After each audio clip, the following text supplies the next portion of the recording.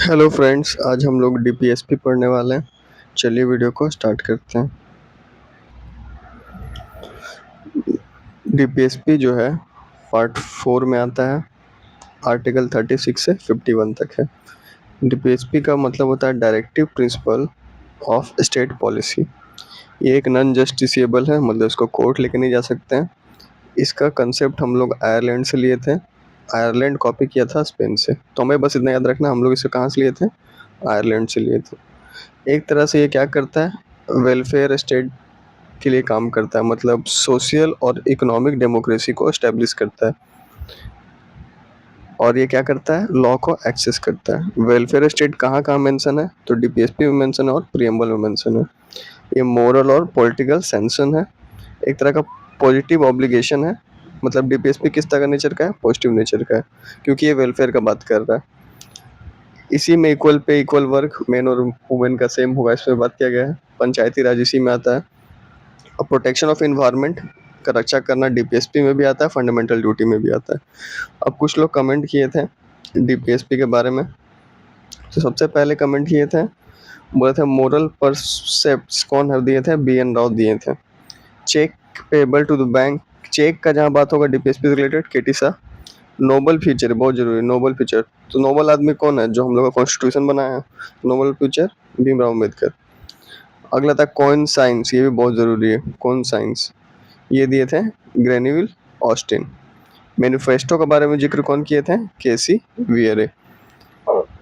उसके बाद दिए थे वर्टिबल डस्टबिन ऑफ सेंटिमेंट, ये दिए थे कृष्णा मचारी। लाइफ गिविंग के बारे में कौन बोले थे, एल से लाइफ, एल से LM सिंघवी, ये दिए थे। उसके बाद कुछ आर्टिकल जो 36 से 51 है, उसको ट्रिक से याद करते हैं, बट इतना झोल बहुत ज़्यादा ही याद करना पड़ जाएगा ट्रिक को। तो एक बार डायरेक्ट देख लीजिए, फिर कुछ आर्टिकल जो मैं याद कराऊंगा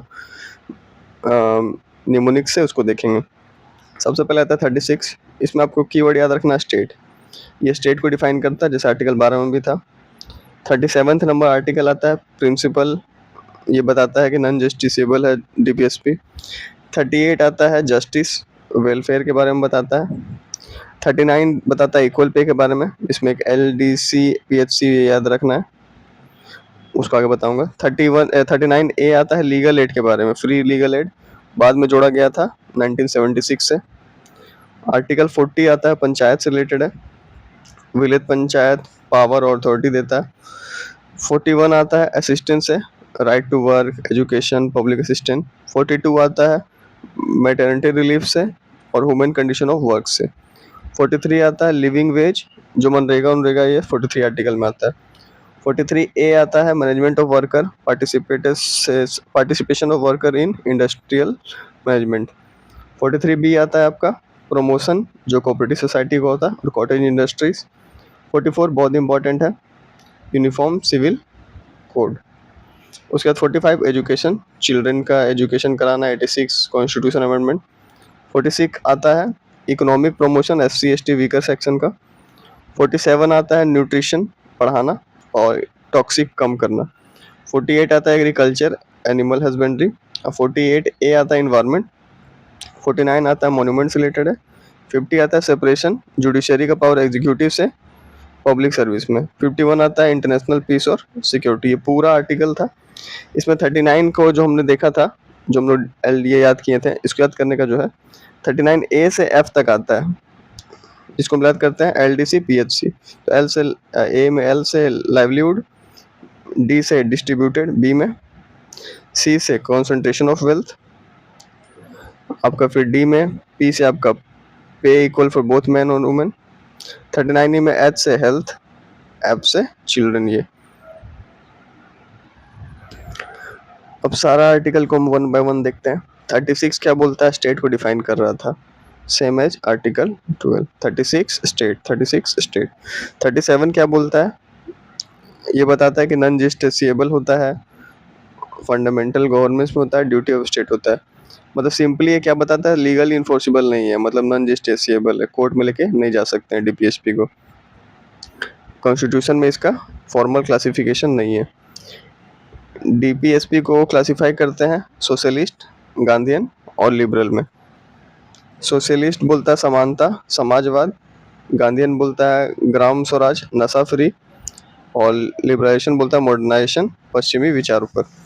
38 नंबर जो आर्टिकल है वो वेलफेयर स्टेट बताता है, इनक्वालिटी से रिलेटेड और जस्टिस से रिलेटेड। 31 38(1) में बोलता है सोशल इकोनॉमिकल पॉलिटिकल जस्टिस मिलना चाहिए। 38 का 2 बोलता है इकोनॉमिक स्टेटस और फैसिलिटीज अपॉर्चुनिटीज मिलना चाहिए।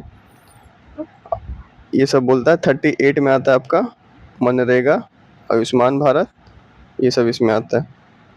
39 में जो आपने देखा था LDC PHC, ये वाला याद करना मस्ट है। इसको भी याद करने का ट्रिक है, लाइफ में रिसोर्स कलेक्ट करके कंसंट्रेशन, लाइफ में रिसोर्स कलेक्ट करके कंसंट्रेशन मत करो, पे लो, हेल्थ बनाओ और चिल्ड्रन का ध्यान रखो। 39A equal justice free legal aid, इसके बारे में बात करता है, ये भी बहुत इंपॉर्टेंट है। ये आया था 42nd कॉन्स्टिट्यूशन अमेंडमेंट 1976 से। इंदिरा गांधी के टाइम पे इक्वल अपॉर्चुनिटी के आधार पर न्याय मिलना, गरीब का वकील, नालसा एक्ट एक एक्ट था जो गरीब का वकील, national legal service authority act, लोक अदालत। गांधीयन प्रिंसिपल में आता है 40 नंबर आर्टिकल। 40 नंबर आर्टिकल को याद कैसे करेंगे? 40 ओ से याद रखेंगे ओपिनियन। तो कोई भी गांव समाज में ओपिनियन कौन देता है? विलेज का पंचायत देता है। तो 40 ओ से याद करेंगे ओपिनियन, ओपिनियन देता है ग्राम पंचायत, तो विलेज पंचायत से रिलेटेड है 40। 41 41 441 441। तो क्या है, सरकार हर एक बेसहारा को मदद करेगी। सरकार ये जो चारों बेसहारा है इसका मदद करेगी। तो राइट टू वर्क देगी, एजुकेशन देगी, अनएम्प्लॉयमेंट जो भी है, ओल्ड एज पब्लिक असिस्टेंट देगी। 41 42 42 मदर और चाइल्ड। तो चाइल्ड और मदर, तो मदर से आ गया मैटरनिटी लीव। 42 मदर और चाइल्ड, तो मदर का मैटरनिटी लीव मिलना चाहिए। उसके बाद कंडीशन ऑफ वर्क। 43 3 आता है सी पे, तो सी से हो गया कॉटेज, कॉटेज इंडस्ट्रीज। और 4+3 7, तो 7 से 7 डे वर्क नहीं होना चाहिए, मतलब लिविंग एज का बात करेगा। उसके बाद आता है 43A। ए से आपका हो गया एसोसिएट करना, तो एसोसिएट करना 43A मतलब एसोसिएट करना। तो एसोसिएट करना मतलब participation of management in trade. 43B 43B ये बहुत जरूरी है, याद रखना है इसको। Promotion of cooperative society 97 constitution में 2011 से आया था। कोऑपरेटिव सोसाइटी, अमूल मिल्क, ये सब हो गया। बिजनेस टुगेदर याद रखना है, जैसे बी से याद रखना है 43B में से बिजनेस टुगेदर, बिजनेस टुगेदर। तो बिजनेस टुगेदर मतलब क्या? Cooperative society. तो ये पूरा ट्रिक से हम लोग देख रहे हैं। तो 40 में क्या देखें? ओसे ओपिनियन विलेज पंचायत। 41 में 441 मतलब अपना राइट टू वर्क। उसके बाद 42 में क्या देखें? 42 चिल्ड्रन और मदर, तो मदर से मैटरनिटी लीव। 43 में क्या देखें? 3 से कॉटन इंडस्ट्री। 4+3 7, 7 से आपका लिविंग वेज। 43A से क्या देखें? एसोसिएट करना, एसोसिएट करना मतलब पार्टिसिपेटिव मैनेजमेंट। 43B से क्या देखें? प्रमोशन। बी से देखें बिजनेस टुगेदर मतलब कोऑपरेटिव सोसाइटी। उसके बाद आता है 44, ये तो भाई बहुत जरूरी है। 44 4 और 4 समान है, इसका मतलब हो गया uniform civil code. Uniform civil code के बारे में बात करता है 44 नंबर आर्टिकल। जो मैरिज, डिवोर्स, एडॉप्शन, ये सारा का एक कानून, मतलब कोई भी रिलीजन का कानून नहीं, मुस्लिम हिंदू नहीं, यहाँ पे सबका एक कानून गोवा में लागू है पोर्तुगीज टाइम से। 45 ये भी जरूरी है, ये अर्ली चाइल्डहुड केयर के बारे में बात करता है। पहले क्या था? 6 से 14 साल, आर्टिकल 21A में।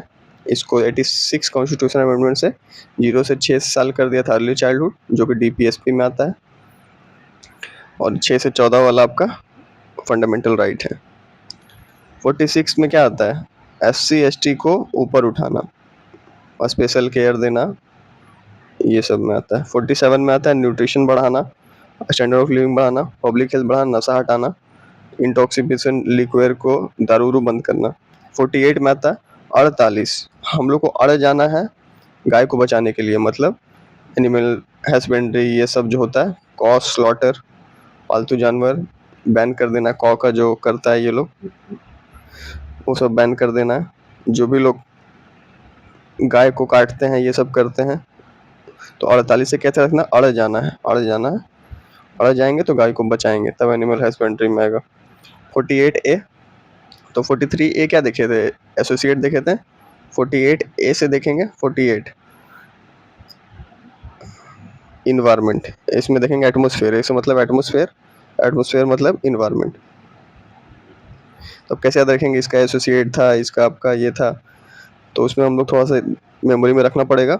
43A 8 ज़्यादा है, और हम लोग इन्वायरमेंट के लिए ज़्यादा रखना होगा पेड़ पौधा, तो इन्वायरमेंट ज़्यादा, ऐसे भी याद रख सकते हैं, नहीं तो अब थोड़ा लर्न करना होगा। ऐसे बिना ट्रिक का याद कीजिएगा तो पूरा ही लर्न करना पड़ेगा। ऐसे जो बता रहा हूँ कुछ फैक्ट्स याद रहेगा तो आप इजली एलिमिनेट कर पाएंगे। 49 49, 49 मतलब ऊंचा। तो ऊंचा क्या रहता है अपना, मॉन्यूमेंट्स रहता है, प्लेस रहता है, ये सब को प्रिवेंट करना हेरिटेज से। 50 50 आधा आधा, तो पावर को डिवाइड कर देना, जुडिशरी एग्जीक्यूटिव में आधा आधा, तो separation of judiciary from executive है। तो बिफोर 1973 मिक्स पावर था, आफ्टर 1973 पावर को सेपरेट कर दिए थे। अगला आता है 51, 51 आता है, 51 शगुन देते हैं हम लोग कि दुनिया में शांति हो जाए, तो इंटरनेशनल पीस, शांति हो जाए, ये भी हम लोग पूरा देख लिए। इसको क्या ट्रिक से देखें, सब हम लोग पूरा इसको भी देख चुके हैं। कुछ अमेंडमेंट आया है डीपीएसपी से रिलेटेड, जो 42nd कॉन्स्टिट्यूशन अमेंडमेंट, ये तो बहुत ज़रूरी है, इससे बहुत सारा चीज़ याद हुआ है, ऐड हुआ है। इसको ना याद करके ये तीनों याद कर लो, ये तीनों याद कर लेंगे तो फिर जो बच गया वो तो सारा इसी में आएगा 42nd वाला में, तो ये भी ये चीज़ आप कर सकते हैं। तो याद करते हैं 44th कॉन्स्टिट्यूशन अमेंडमेंट 1978 में क्या हुआ है, आर्टिकल 38 जुड़ा है। आर्टिकल 38 क्या था वो आप देख सकते हैं, रिड्यूस करना इनइक्वालिटी। 86 में क्या हुआ है, early childhood care, article 45।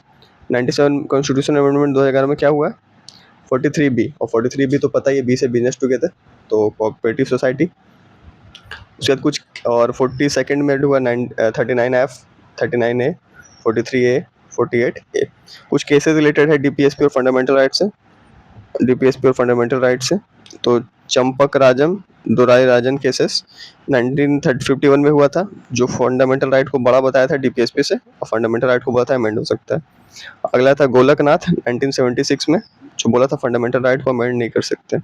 Keshavananda Bharti case 1973, बहुत ज़रूरी केस है, 13 जज बैठे थे, फंडामेंटल राइट को बोलते हैं अमेंड कर सकते हैं, बस कॉन्स्टिट्यूशन का बेसिक स्ट्रक्चर को नहीं चेंज करना है। मिनोरवा मिल केस, ये भी बहुत जरूरी है, 1980 का, ये इंडियन कॉन्स्टिट्यूशन, ये जरूरी है, bedrock of balance between fundamental और डीपीएसपी, जहां बोलते बेडरॉक बैलेंस बिटवीन फंडामेंटल और डीपीएसपी, याद रखना मिनोरवा मिल केस 1980। उसके बाद आता है फंडामेंटल राइट और डीपीएसपी का क्या डिफरेंस है। तो फंडामेंटल राइट नेगेटिव है, ऑब्लिगेशन ये पॉजिटिव है। फंडामेंटल राइट जस्टिसिएबल है, इसको हम लोग कोर्ट लेके जा सकते हैं, लेकिन डीपीएसपी को कोर्ट लेके नहीं जा सकते। पॉलिटिकल डेमोक्रेसी की बात करता है फंडामेंटल राइट, ये सोशल इकोनॉमिकल वेलफेयर की बात करता है, इसको लीगल सेक्शन मिलता है, इसको लीगल सेक्शन नहीं मिलता है भाई, क्योंकि ये लीगली इन्फोर्सिबल है, तो लीगल सेक्शन मिलेगा ही। इंडिविजुअल वेलफेयर के बारे में बात करता है फंडामेंटल राइट, ये पूरा सोसाइटी का बात करता है। उसके बाद सोशलिस्ट, ये तो हम लोग पहले देख चुके हैं, सोशल इकोनॉमिकल वेलफेयर के बारे में बात करेगा। तो इसका आर्टिकल है 38, 39, 41, 42, 43, 43A, 47। गांधीयन वाला में डिसेंट्रलाइज गवर्नमेंट का बात करता है, सेल्फ सुपीरियर बनने का बात करता है, 40, 43, 46, 47, 48। लिबरल के बारे में बात करें तो प्रायोरिटाइज करता है इंडिविजुअल फ्रीडम और राइट, 44, 45, 48A, 49, 50, 51। ये पूरा वीडियो था डीपीएसपी का। Thank you.